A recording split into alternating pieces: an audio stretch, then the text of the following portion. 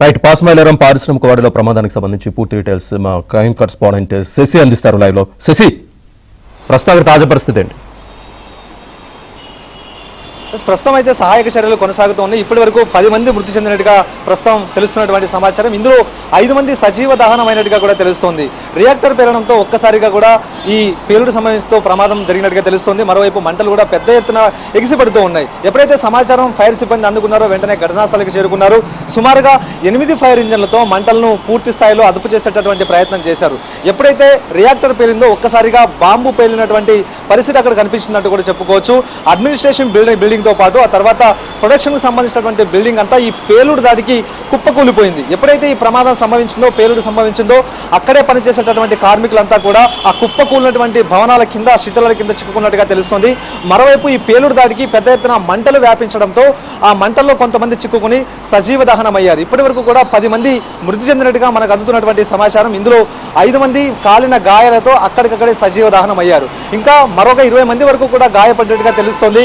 గాయపడిన వారందరినీ కూడా ఇటు చందానగర్ ప్రభుత్వ ఆసుపత్రి కొంతమందిని తీసుకొస్తే అక్కడే స్థానికంగా ఉండేటటువంటి ప్రైవేట్ ఆసుపత్రికి మరికొంతమందిని తరలించి చికిత్స అందించేటటువంటి ప్రయత్నం చేస్తూ ఉన్నారు. అయితే అడ్మినిస్ట్రేషన్ భవనంతో పాటు ప్రొడక్షన్కి సంబంధించినటువంటి భవనం కింద చాలా మంది చిక్కుకుని ఉండేటటువంటి అవకాశం ఉంది. అయితే ప్రమాద సమయంలో అడ్మినిస్ట్రేషన్ బిల్డింగ్ లో చాలా మంది ఉన్నారంటూ కూడా ఇప్పుడు ప్రజెంట్ బయటకు వచ్చినటువంటి కార్మికులు చెప్తున్నటువంటి పరిస్థితి. సో ఇలాంటి సందర్భంలో ఆ శిథిలాల కింద చిక్కుకున్న వారికి సంబంధించినటువంటి ఫోన్లు కూడా పనిచేయకపోవడంతో కుటుంబ సభ్యులంతా కూడా తీవ్ర ఆందోళన వ్యక్తం చేస్తూ ఉన్నారు. తమ వారు క్షేమంగా ఉన్నారా, లేకపోతే సిచ్యువేషన్ ఏంటన్న భయం, ఆందోళన వారందరిలో కల్పిస్తోంది. సో ఇదే సమయంలో ఇటు హైడ్రాతో పాటు డిఆర్ఎఫ్ సిబ్బంది, ఆ సహాయక బృందాలన్నీ కూడా ఘటనా స్థలికి చేరుకున్నాయి.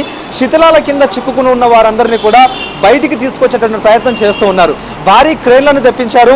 అయితే పెద్ద ఎత్తున కూడా ఈ ఇటుకలు, రాళ్లు, ఆ తర్వాత ఆ గోడలకు భవనాలకు సంబంధించినటువంటి గోడలన్నీ కూడా ఒక చోట కుప్పలుగా పడి ఉండడంతో వాటిని తీసివేయడం, పక్కకు తొలగించడానికి ప్రత్యేకంగా క్రేన్లు, ఇతర పరికరాలను కూడా తీసుకొచ్చి మొత్తం ఆ యొక్క శిథిలాల కింద వారందరినీ కూడా బయటికి తీసుకొచ్చేటటువంటి ప్రయత్నం చేస్తూ ఉన్నారు. ఒకవైపు పెద్ద ఎత్తున కూడా పొగలు వ్యాపిస్తూ ఉన్నాయి. ఇది పారిశ్రామిక ప్రాంతం, మరొకవైపు కెమికల్ ఫ్యాక్టరీ కాబట్టి ఈ కెమికల్ ఫ్యాక్టరీలోనే రియాక్టర్ పేలడంతో ఇక కెమికల్ ఫ్యాక్టరీ ఈ పేలుడు దాడికి పెద్ద ఎత్తున కూడా మంటలు వ్యాపించి మరో పొగ కూడా పెద్ద ఎత్తున వ్యాపించింది. ఈ కెమికల్కి సంబంధించినటువంటి పొగ కాబట్టి చుట్టుపక్కల ఉండే వారంతా కూడా తీవ్ర ఇబ్బందులు పడుతూ ఉన్నారు. ఆ పొగ కూడా ఒక దుర్వాసనతో ఆ పొగ వస్తూ ఉంది కాబట్టి ఘాటైన వాసన వస్తూ ఉంది. సో ఇలాంటి సందర్భంలో చుట్టుపక్కల ఉండేటటువంటి వారంతా కూడా ఆ పొగ, ఆ వాసన పిలిచి ఉక్కిరి బిక్కిరి అవుతున్నటువంటి సందర్భం కనిపిస్తోంది. సో మొత్తానికి సహాయక చర్యలు అయితే మాత్రం ముమ్మరంగా కొనసాగుతూ ఉన్నాయి. క్షతగాత్రులను ఇటు చందనగర్ ఆసుపత్రితో పాటు మిగతా ఆసుపత్రులకు తీసుకుని వెళ్లారు. ఇక మృతదేహాలను మాత్రం పోస్ట్ మార్టం నిమిత్తం పంపించే ప్రయత్నం చేస్తూ ఉంటే శిథిలాల కింద చిక్కుకున్న వారిని బయటికి తీసుకొచ్చేటటువంటి ప్రయత్నాలు మాత్రం మరింత ముమ్మరంగా ఇటు కొనసాగిస్తున్నటువంటి సందర్భం ఉంది. అసలు ఒక్కసారిగా రియాక్టర్ పేలడంతో ఒక బాంబు విస్ఫోటనం జరిగినట్టుగా అక్కడ సిచ్యువేషన్ కనిపించింది. సో అదే సమయంలో అక్కడ పనిచేస్తున్నటువంటి కార్మికులంతా కూడా ఒక్కొక్కరు సుమారుగా 100 మీటర్ల వరకు కూడా ఎగిరి పడ్డట్టుగా ప్రత్యక్ష సాక్షులు చెప్తున్నటువంటి సందర్భం. దీన్ని బట్టి ప్రమాద తీవ్రత ఎంత ఉంది, ఆ ప్రమాద సమయంలో అసలు ఆ విస్ఫోటనం ఏ విధంగా జరిగిందనేటటువంటి ఊహ అసలు చాలా మందిని అక్కడ ఉండే వారందరినీ కూడా భయపెడుతూ ఉంది. అయితే అదే సమయంలో సమీపాన ఉండేటటువంటి వారంతా కూడా ప్రాణాలు అరచేతిలో పెట్టుకుని వారంతా కూడా పరుగులు తీశారు. అయితే ముందుగా ఒక భవనం ఎలా ఉండేదో అసలు ఇప్పుడు భవనం కూడా కనీసం రూపు కనిపించినటువంటి పరిస్థితి. ప్రధానంగా ఈ ఫ్యాక్టరీకి సంబంధించినటువంటి అడ్మినిస్ట్రేషన్ బిల్డింగ్తో పాటు ఆ తర్వాత ప్రొడక్షన్కి సంబంధించినటువంటి బిల్డింగ్ కూడా పూర్తి స్థాయిలో కుప్పకూలిపోవడంతో అసలు అక్కడ ఏదైనా పరిశ్రమ ఉందా అన్న అనుమానాలు కూడా కలగకమన్నది.